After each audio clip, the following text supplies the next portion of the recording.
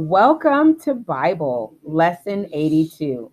So, yesterday and the day before, you learned about Daniel's daring decision. Today, we're going to continue on learning more about Daniel.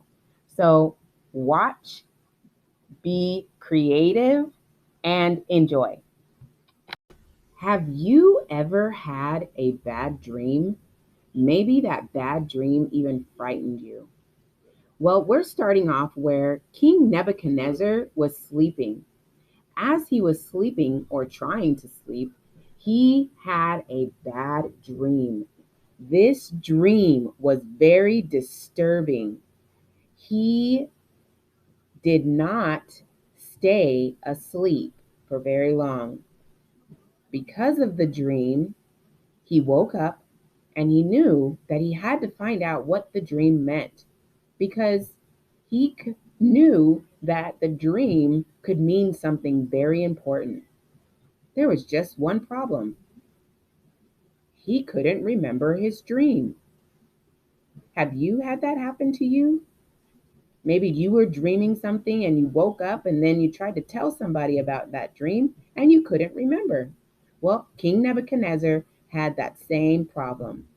Remember, King Nebuchadnezzar was a proud king. He ruled a lot of the nations right now. So he had to find out what that dream meant and fast. Ding! Nebuchadnezzar had a great idea. He was going to call all of his wise men, his astrologers, his magicians, all of his people so that they could come and help him to figure out what he dreamed and what the dream meant. So Nebuchadnezzar gathered all of the astrologers, magicians, people, sorcerers that could help him figure out what he dreamt. Now that King Nebuchadnezzar had gathered all of his astrologers, magicians, sorcerers together, he had something for them to do. I need you to tell me what my dream meant. So one of the magicians, sorcerers, astrologers said, "O king, live forever. Tell us your dream, and we will then tell you what it means." Nebuchadnezzar looked at them. "But I don't remember my dream." "If you can't tell me what I dreamed and what it meant, then that means you're not real. But if you can tell me what my dream is and what my dream means, you will be rewarded with gold, silver, and jewelry." Another one bravely stepped up to the king and said, "Tell us your dream so that we can tell you what it means." By this point, Nebuchadnezzar was getting upset. He did not appreciate it. "If you can't tell me what I dreamed and what my dream meant, you're all fake, and I will have you put to death, every single one of you." Another one bravely stepped up and said, "There is no one on earth that can tell you what you dreamed and what it means, O king. Only the gods can do that." Nebuchadnezzar was more furious than ever. They knew, the sorcerers, astrologers knew that this was not possible for them to do. They feared for their life. "You're all going to die if you don't tell me my dream and what it means." "Oh no, the king's going to kill us. Don't kill us, king. Please don't kill us. Have mercy on us." Arioch, the captain of the king's guard, took off to go tell Daniel the horrible news that King Nebuchadnezzar had put into place, that all the wise men would die. When he got to Daniel, he said, "All of the wise men are to be destroyed by King Nebuchadnezzar."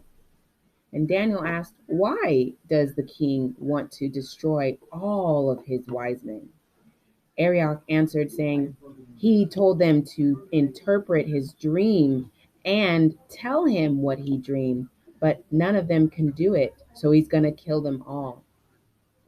Daniel said, let me go and talk to the king. Arioch said, he's pretty upset, but okay, I will let him know. So Daniel and Arioch started towards the king. King Nebuchadnezzar was upset because of all his wise men not being able to tell him what he dreamed and what it meant. So Daniel approached the king and said, O king, if you give me time, I will tell you your dream and what it meant. King Nebuchadnezzar was listening to Daniel because he was actually promising an answer for his dream that he didn't remember but was so disturbed by. So King Nebuchadnezzar said, okay, I will hold off killing all my wise men and give you some time to tell me my dream and what the dream meant.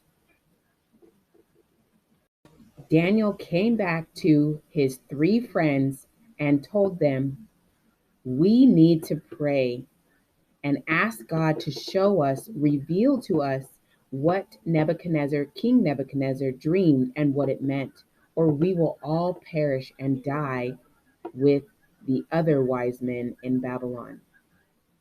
So the three friends prayed. And you know what? God revealed to Daniel the secret of Nebuchadnezzar's dream. It was a look into the future. And it was revealed that this dream is what's going to happen to the nations and kingdoms of the world for a long time to come. It also revealed what would happen at the end of time. So Daniel popped up and wanted to share what God had revealed to him. Daniel woke up, told his friends Shadrach, Meshach, and Abednego, God revealed to me the dream. And they all celebrated. Yay! Now you need to go tell Arioch so he could tell the king. You're right. Okay. Daniel went off and told Arioch, I have the news of what Nebuchadnezzar dreamed and what it means. Take me to the king. Okay, let's go.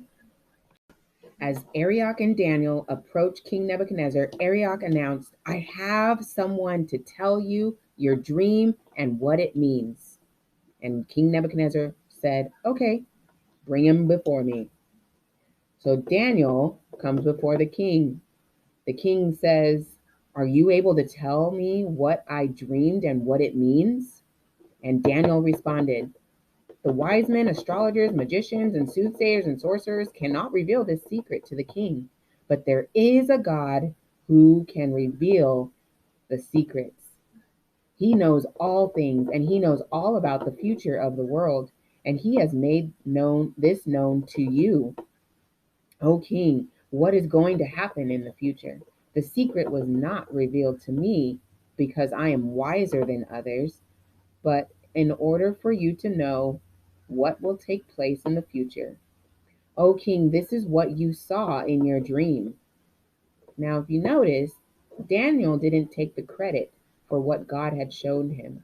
He gave praise and glory to God in heaven, as we all should. Here's what you saw. You saw, O king, a gigantic and brilliant statue. The head of the statue was made of gold. Its breast and arms were made of silver. Its belly and thighs were made of bronze. Its legs were made of iron, and its feet were made of the mixture of iron and clay. Nebuchadnezzar agreed. In your dream, Daniel continued, you saw a huge stone fall upon the feet of the statue and break the statue into many pieces. The pieces crumbled to dust and were carried away by the wind, leaving only the stones, which became a great mountain that filled the whole earth. Nebuchadnezzar agreed. This is what your dream means, O king. God has given you a great kingdom and glory. You rule over all the world. You are that head of gold. And Nebuchadnezzar leaned forward and listened eagerly. This wasn't bad news. He enjoyed this news. He liked it very much. After you, another kingdom shall arise to rule over the earth, represented by the arms and shoulders of silver, but it will be less powerful than your kingdom, as silver is inferior to gold. A third kingdom, signified by the bronze hips, will replace the silver kingdom and rule over all the earth. Then the fourth kingdom, typified by the iron legs, will be strong like iron, and with cruelty it will break and bruise any who oppose it. The toes of the statue were made partly of iron and partly of clay, representing a final kingdom that is partly strong and partly weak. In the days of these kings, 10 toes, the God of heaven will come, represented by the stone cut without hands, and he will break down all of those earthly kings and set up his own kingdom that will never be destroyed. God's kingdom will be the last to rule on earth, and his kingdom will last forever. So, with that, God gave Nebuchadnezzar a glimpse into the future, telling him about the different kingdoms that would rule after him. What God told Nebuchadnezzar in that dream was a preview of what would take place, and we can see now from history that it has come to pass just as the dream predicted.